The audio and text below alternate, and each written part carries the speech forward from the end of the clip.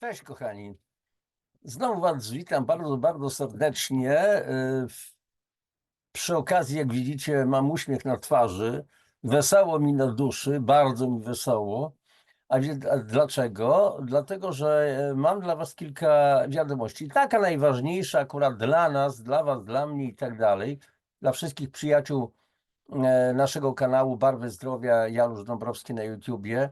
To jest niespodzianka, która się wydarzy wkrótce, więc śledźcie akurat te wszystkie, kochani, wszystko to, co się będzie ukazywać na kanale, bo tutaj jest, widzicie, tutaj w rogu napisane 4000 subów, niespodzianka dla Was, wkrótce, niedługo i tak dalej. Przygotowuję pewną ciekawą rzecz, bo faktycznie 4000 subskrypcji pękło. Mam nadzieję, że to będzie rosło. Pewnych rzeczy się nie da ukryć. Dziękuję Wam serdecznie za Wasz pobyt tutaj, za goszczenie na moim kanale, za to, że lajkujecie, za to, że piszecie komentarze, dzielicie się informacjami. To jest bardzo duże wsparcie również dla nas, że znaleźliśmy się w takiej grupie ludzi, których jest bardzo dużo w tej chwili w Polsce i na świecie, których świadomość, zwłaszcza prozdrowotna, rośnie i rośnie świadomość tego, co z nami elity próbują robić, że tak powiem. Naszą bronią jest po prostu przede wszystkim wiedza i po to akurat działamy na tym kanale. I teraz, kochani, o co chodzi? Druga wiadomość, która mnie po prostu rozśmieszyła. Otóż, przepraszam, że tak strasznie brutalnie to powiem, ale wybiło szambo. Naprawdę szambo wybiło. Co mam na myśli? Otóż nie tak dawno, chyba około tygodnia temu, nagrywam tę audycję na początku listopada 2025 roku. Może kiedyś się powtórzę, będzie taki powrót kiedyś do przeszłości. Zobaczymy. Wybiło szambo związane z tym, że niedawno ukazał się wywiad znanego dziennikarza pana Romanowskiego z panią profesor Cichosz. Świetny w ogóle wywiad, kontrowersyjny oczywiście dla wielu, a jakżeby nie. No i efekty, czy racz skutki już widzimy. Mamy wściekły, kochani, atak na zarówno panią profesor Cichosz, która jest autentycznym ekspertem od spraw żywienia, od technologii żywności i tak dalej, i na pana Romanowskiego. Jak on śmie zapraszać takich ludzi jak pani profesor Cichosz? Okazuje się, że wszystko to, co było w tym wywiadzie, nie ma żadnych podstaw naukowych, jest to pseudonauka, a nawet pana Rymanowskiego, przepraszam, z którym nie zawsze mi jest po drodze, tak prawdę mówiąc, ale tu będę go absolutnie bronił. Więc określono nawet na jednym z kanałów na YouTubie płaskoziemcem.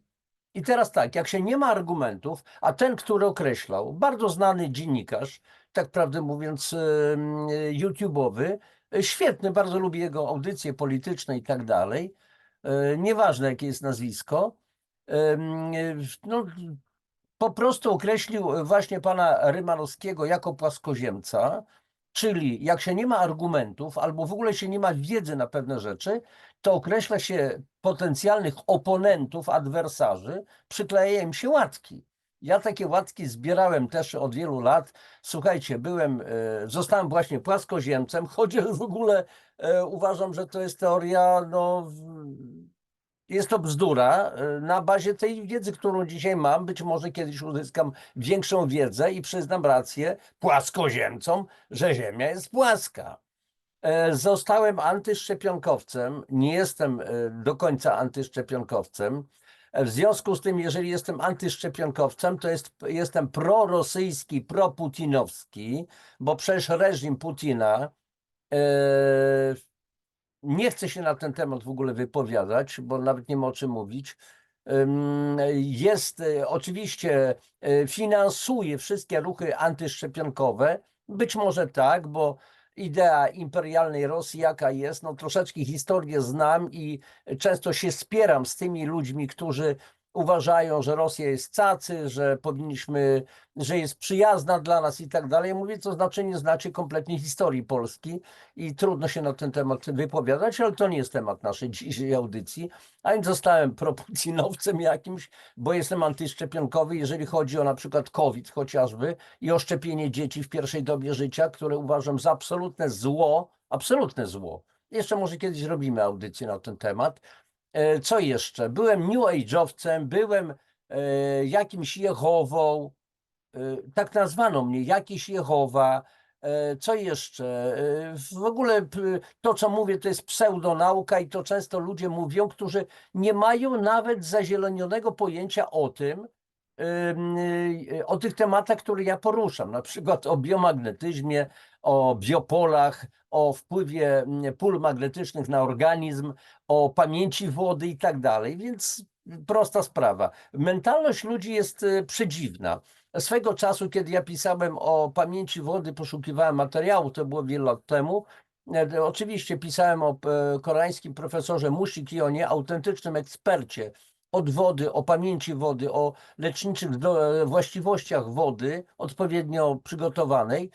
No więc jeden z polskich jakichś takich mędrków na portalu Racjonalista napisał coś takiego, że no, profesor Muszykion to był naprawdę łebski facet, nie cytuję tego dosłownie, łebski facet, który ma ogromne osiągnięcia w badaniach wody, ale na starość mu odbiło i zaczął mówić o pamięci wody. Czyli zobaczcie, został następny argument pozyskany, starość.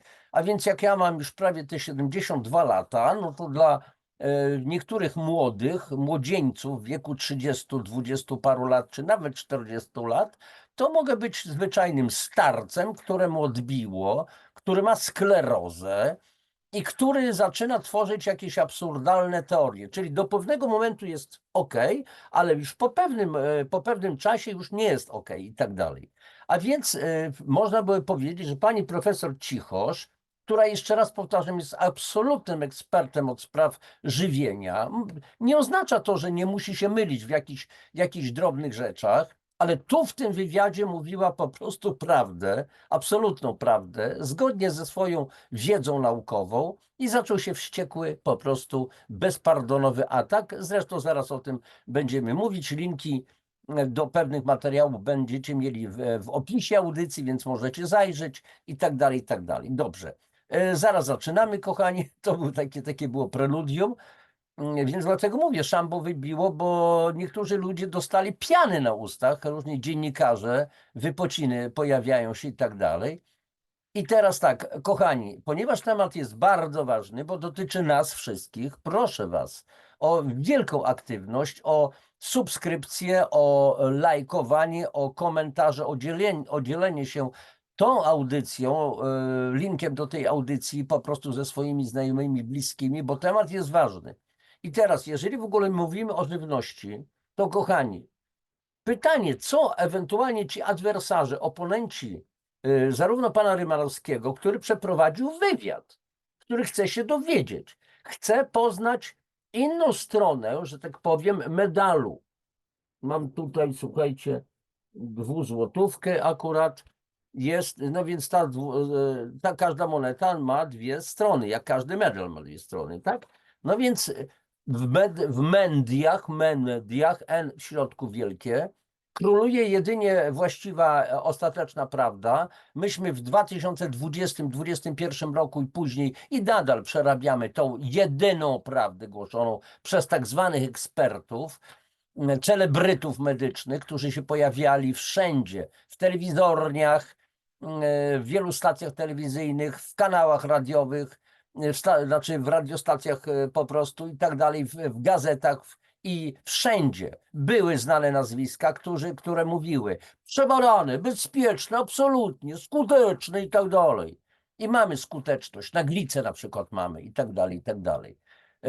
I mamy praktycznie 250 000 ponadwymiarowych zgonów w Polsce z powodu COVID-a oczywiście, a nie tego, co miało chronić nas przed po prostu COVID-em. Jedno wielkie oszustwo, manipulacje, kłamstwa, szalbierstwa i więcej nic. Kochani, mamy wiek XXI. Mamy, jeżeli chodzi o żywność, i jest to pojęcie, którego nie należy w ogóle już używać. Żywność. Produkty do jedzenia, oferowane nas w hipermarketach, w sklepach i wszędzie.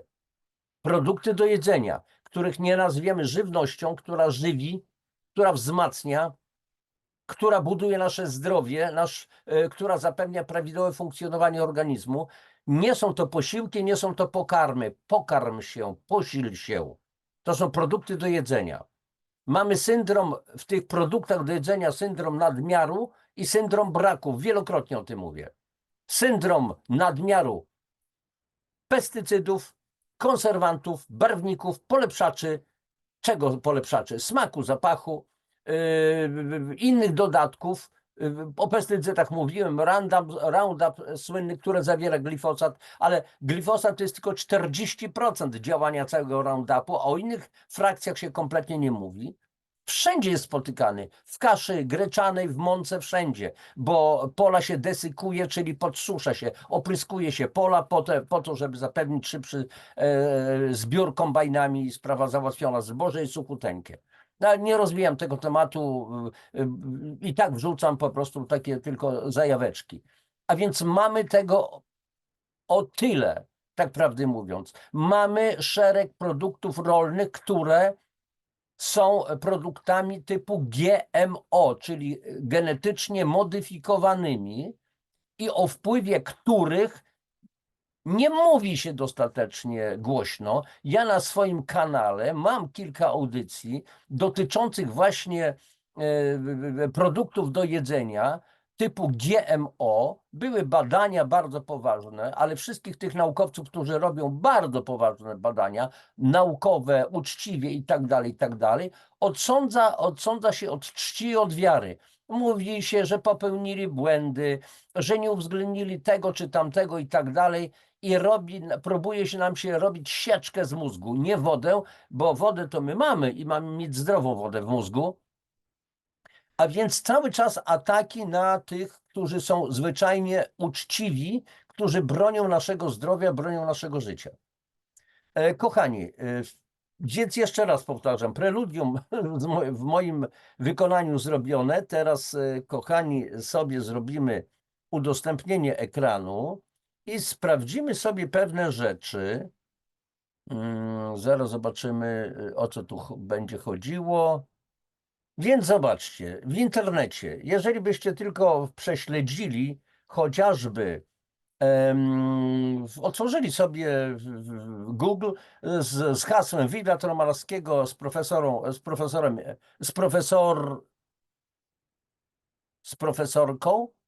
profesorem Cichosz, dobrze, z panią profesor Cichosz, czy to, co jemy dzisiaj, jest zdrowsze niż żywność w PRL-u?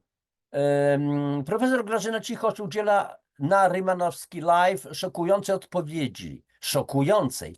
Czy demagog, skompromitowana instytucja, tak prawdę mówiąc, skompromitowany portal, demagog, wywiad z profesor Grażyną Cichosz, Bogdan Rymanowski zawiera liczne nieprawdziwe informacje i tak dalej, i tak dalej. Co tam jeszcze? Rymanowski Light na YouTubie, jakieś tam różne rzeczy. Co się dzieje z Rymanowskim? Czy Bogdan Rymanowski jest wierzący? Czy Bogdan Rymanowski pracował w TVN-ie? I tak dalej, i tak dalej. Wylewa się już pomyjki.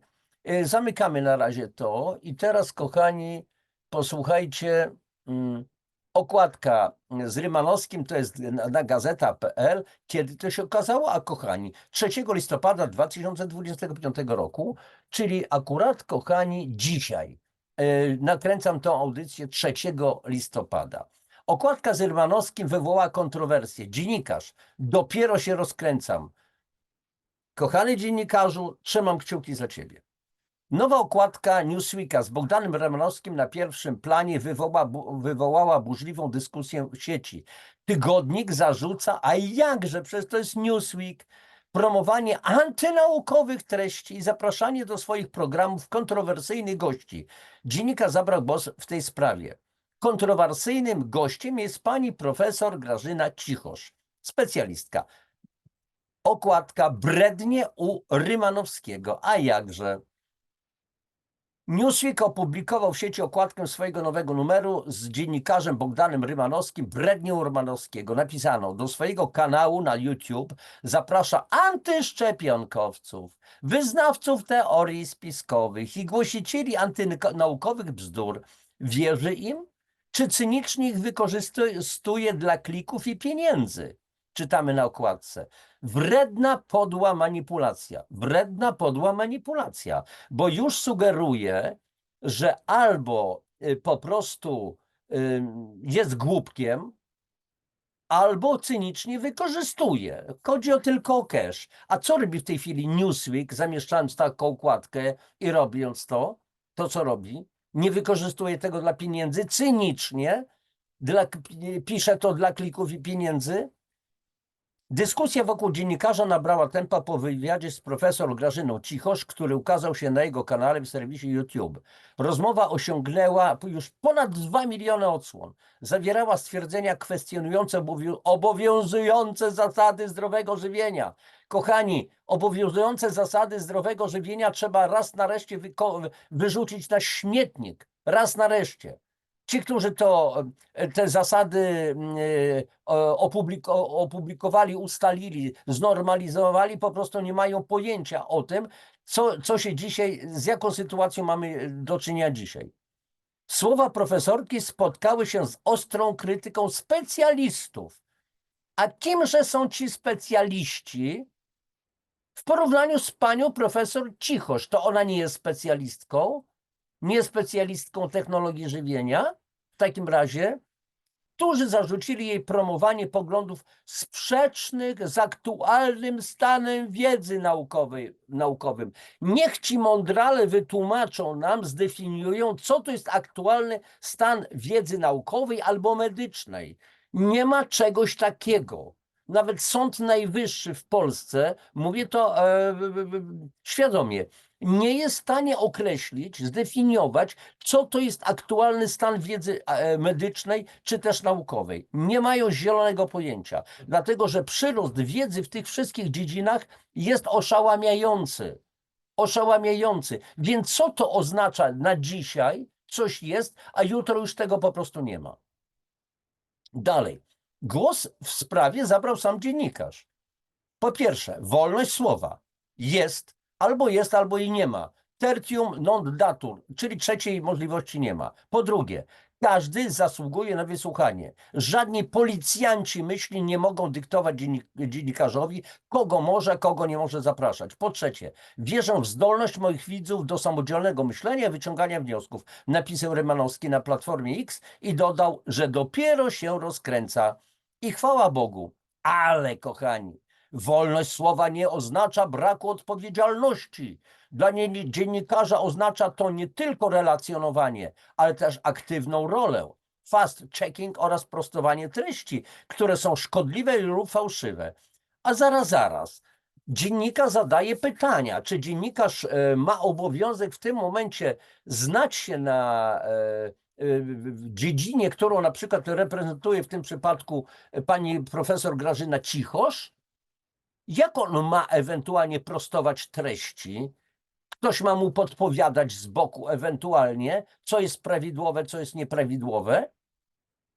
A więc, gdy platformy i media dają zbyt szerokie pole dla dezinformatorów, czyli pani profesor Cichosz jest dezinformatorką, i umożliwiają szerokie skalowanie takich treści, zwłaszcza tych, które mogą wpływać na nasze zdrowie lub życie, to jest to niewłaściwe i nieodpowiedzialne, podkreślił w odpowiedzi serwis Demagog. Zamknijcie się, specjaliści w demagogu, bo wy nawet nie macie zazielonienego nawet pojęcia o tej dziedzinie, w której pani profesor Cichosz pracuje od wielu lat.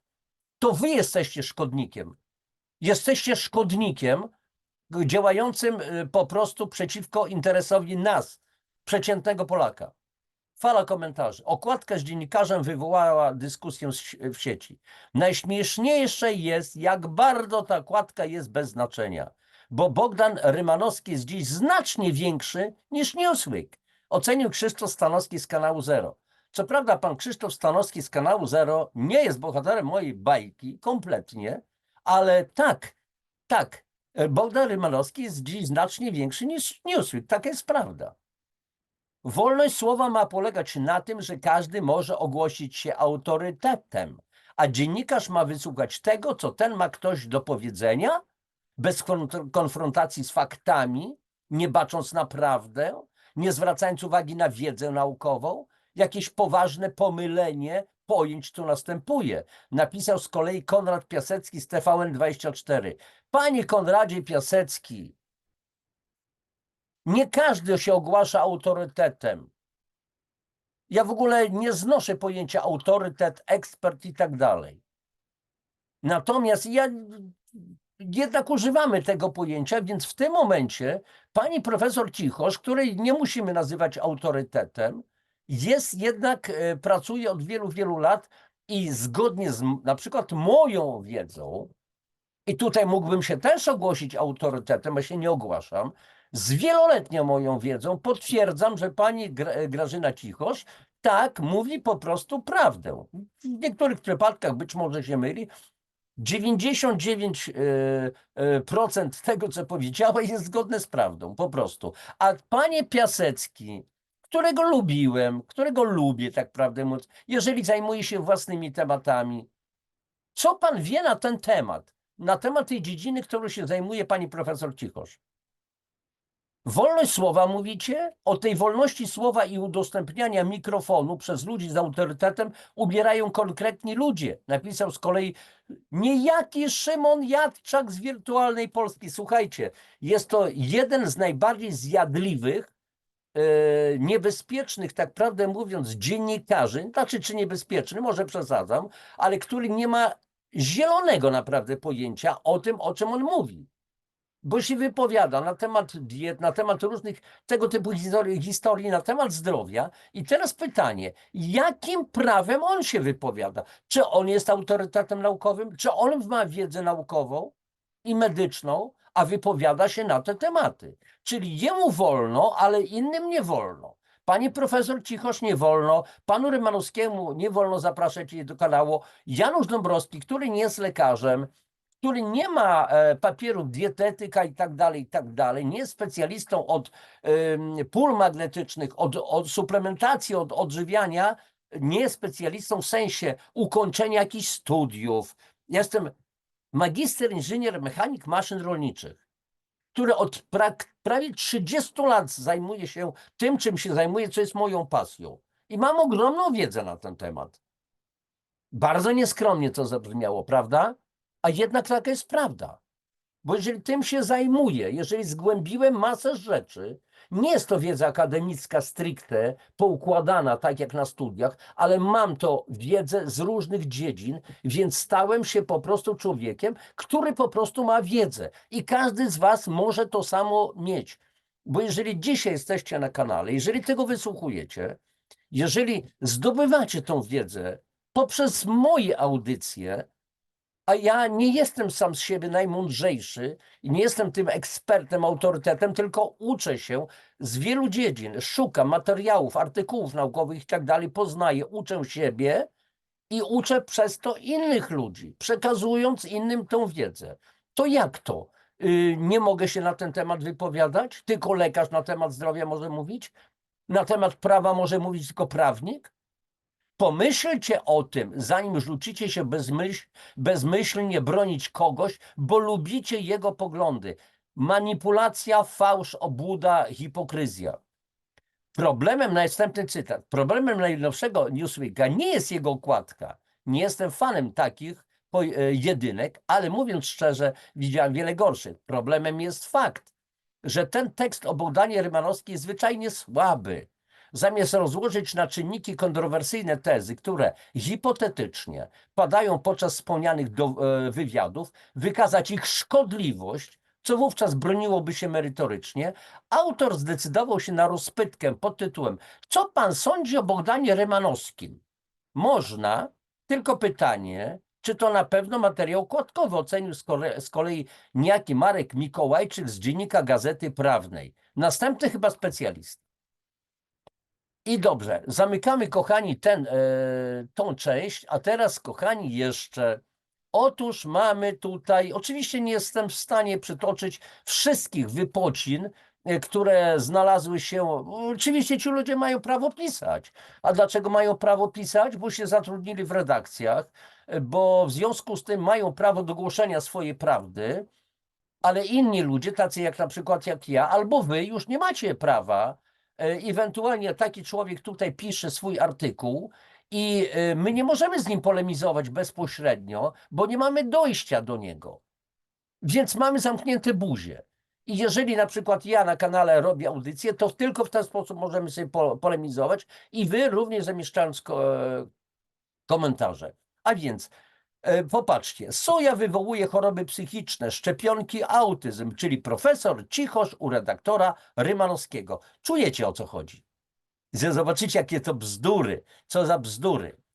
Gabriel Czyżewski krytykuje poglądy wygłoszone na kanale Rymanowski Live. Wygooglujcie sobie nazwisko Gabriel Czyżewski. Kto to jest? Filozof, politolog i zdaje się student jeszcze i tak dalej, i tak dalej. Co on wie na temat tego, o czym mówi profesor Cichosz? Co on wie? Oleje roślinne są rakotwórcze. Tyjemy od insuliny, a nie od kalorii. Szczepienia powodują autyzm. Takie tezy padły w programie Bogdana Rymanowskiego z ust profesor Grażyny Cichosz. Tak, oleje rośliny są rakotwórcze, bo zawierają glifosat. Tyjemy od insuliny, bo mamy insulinooporność, a insulinooporność powstaje w wyniku zakwaszenia organizmu, czyli kwasicy metabolicznej niskiego stopnia, latentnej, czyli utajonej, bezobjawowej, tak można byłoby po prostu powiedzieć. Tak, kalorie wcale nie są, to jest bzdura po prostu, co mówi ten po prostu człowiek. To nie kalorie są przyczyną otyłości. To jest zupełnie co innego. On nie ma zielonego pojęcia. I teraz teorie spiskowe w mainstreamie. 19 października na kanale Bogdana Rymanowskiego wystąpiła technolog żywności, pani profesor inżynier Grażyna Cichosz. Pani profesor odznacza się wiedzą w zakresie swojej specjalizacji i zwraca słusznie uwagę na szkodliwość niedoboru białka, witamin czy związków mineralnych. Jednocześnie jednak, jak zwróciła uwagę popularyzatorka medycyny opartej na faktach, Laura Krumpholz, materiał z kanału Bogdana Rymanowskiego był pełen błędów i pseudonaukowych twierdzeń, szczególnie w zakresie tematów, które nie stanowią głównej osi zainteresowań naukowych profesor Cichosz. A więc medycyna oparta na faktach. Jeżeli na przykład istnieje program, dzięki któremu można chudnąć bez efektu jojo, to są to fakty, czy też nie? W 2017 roku, rozszerzam, byłem na 5. świętokrzyskich spotkaniach reumatologicznych, spotkanie z 130 lekarzy, organizowane te sympozjum przez lekarza, byłego szefa Świętokrzyskiego Centrum Reumatologii, wówczas jeszcze szefa. Byłem zaproszony na to sympozjum. Był zaproszony na to sympozjum również pewien znany bardzo lekarz z Czech, mniejsza z tym o nazwisko w tej chwili, który jest twórcą programu, który ja realizuję od 2013 roku, kompleksowego wspomagania metabolicznego organizmu, dzięki któremu można po prostu schudnąć bez efektu jojo i wyprowadzić się z wielu dolegliwości, bardzo ciężkich nawet. I wyobraźcie sobie, że ten lekarz, już niezależnie od tego, że ja miałem mieć tam 3 wystąpienia, skończyło się na jednym, bo wybuchła pewna awanturka, ale w kaszę nie dam po prostu pluć. Ten lekarz przedstawił wyniki swoich badań. Wcześniej, przed tym lekarzem, występował inny polski lekarz, polecony przeze mnie dla organizatora, którym powiedziałem, no jesteśmy po imieniu, nieważne w tej chwili, mówię, zaproś tego i tego doktora, ja was poznam. Po prostu ten lekarz ma po prostu w paluchu zjawisko zakwaszenia organizmu i chodzi o to, żeby najpierw ten lekarz polski, doktor nauk medycznych, przedstawił lekarzom sprawę związaną z zakwaszeniem organizmu, zatruciem organizmu, a dopiero później ten lekarz z Czech, że przedstawił swój program. Więc lekarz z Polski przedstawił program, bardzo się to podobało, logiczne.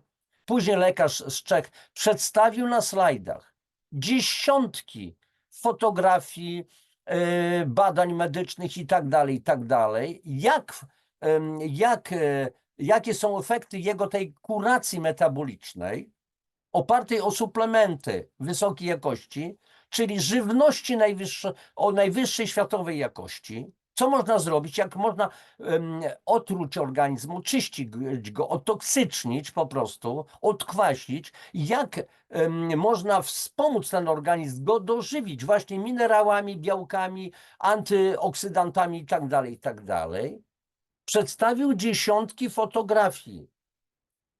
Na to taki pan profesor, Polak z Kanady, specjalnie zaproszony, z takim znudzeniem gościa, powiedział: panie kolego, a jakie ma pan badania ścisłe, medyczne i jakieś tam dodatkowo jeszcze po prostu takie ściśle, czyli bazujące na faktach. Pokazane były fakty. Pokazane były fakty. Nic nie dotarło do tych ludzi, bo do tych ludzi nic nie dociera. Oleje roślinne są rakotwórcze. Tyjemy od insuliny, a nie kalorii. Szczepienia powodują autyzm. To tylko wierzchołek góry lodowej wykwitów. Pani profesor spod znaku, mówiąc najdelikatniej, medycyny alternatywnej. I ten, słuchajcie, pan Gabriel Czyżewski, który jest filozofem i politologiem, raczył był wypowiadać się w ten sposób, że pani profesor ma wykwity, wierzchołek góry lodowej wykwitów. Jeszcze niedawno takie tezy można było znaleźć na anonimowych forach i filmach z żółtymi napisami. Dziś powoli stają się mainstreamem.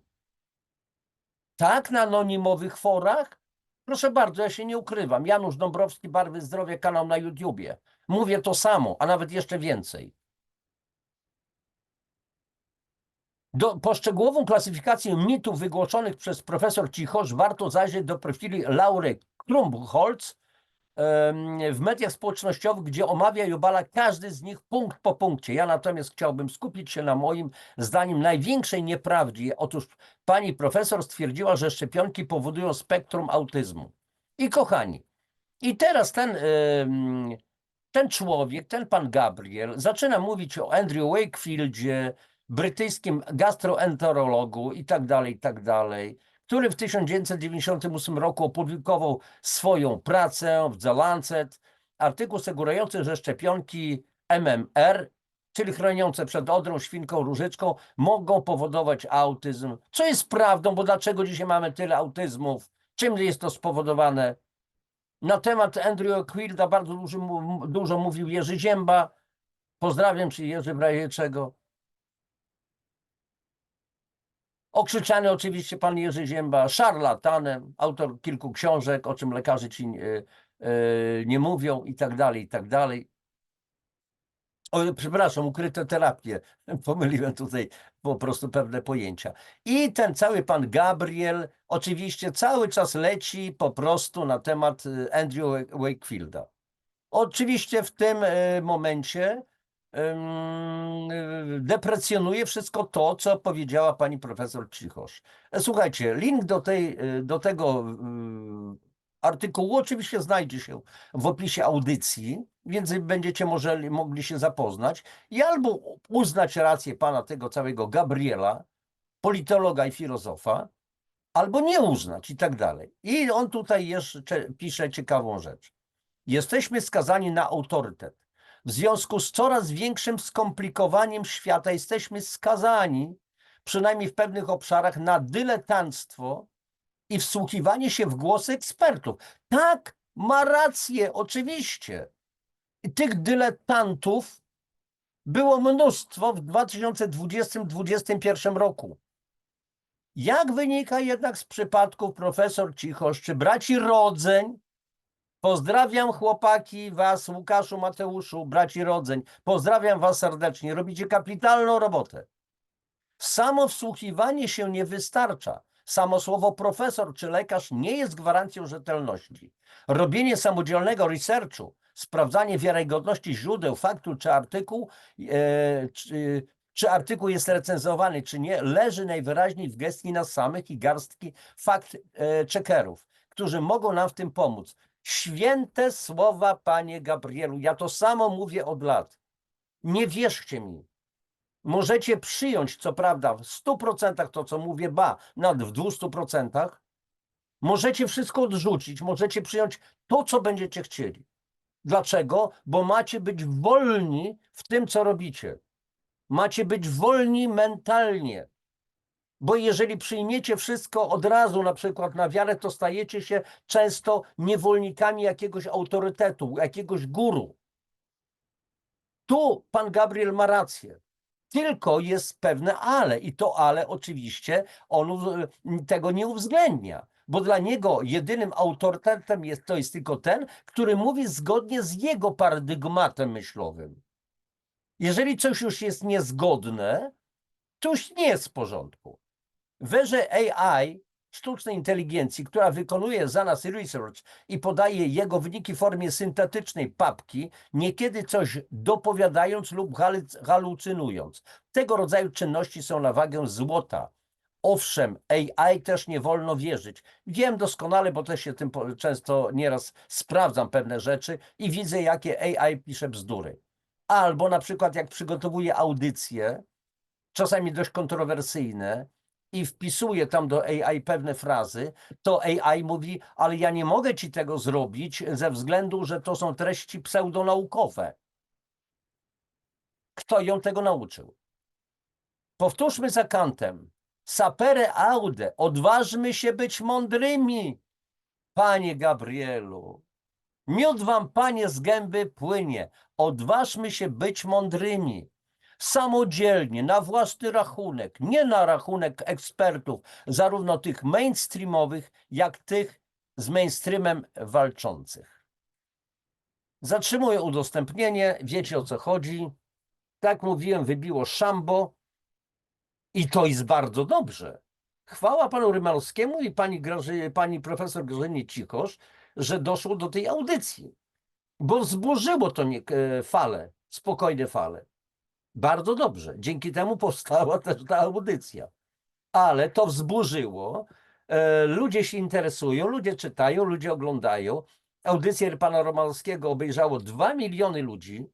Było 2 miliony wyświetleń. Rewelacja, czyli jest wyżej Newsweeka i bardzo dobrze. I teraz możemy sobie pomyśleć, czy naprawdę pani Grażyna Cichosz ma rację, czy też nie.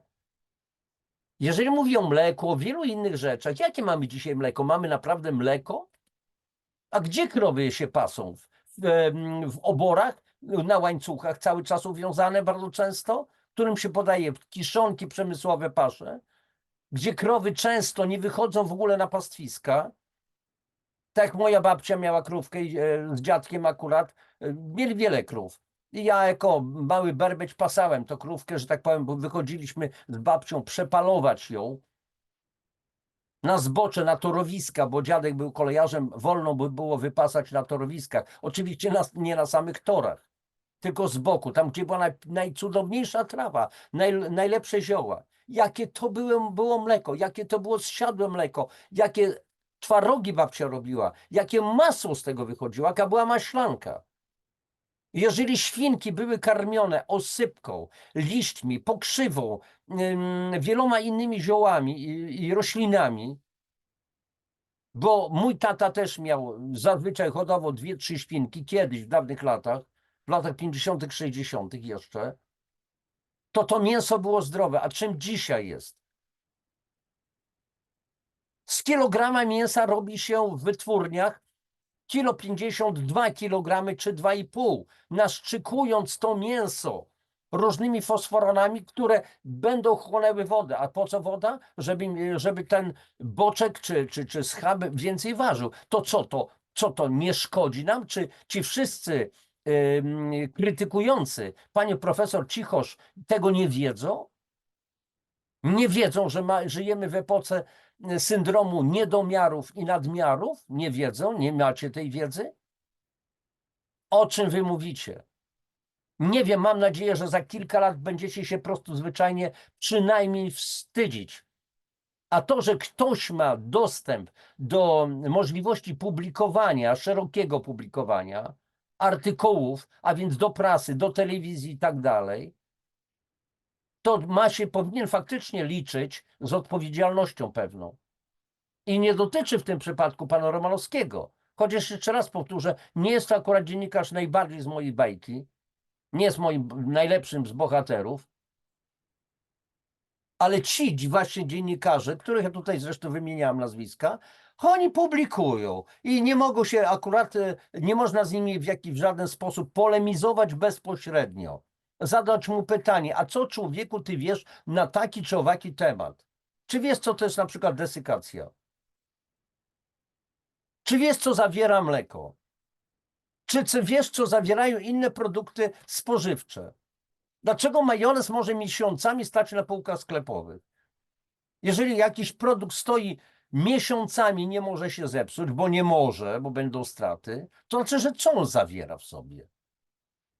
Co on w sobie zawiera?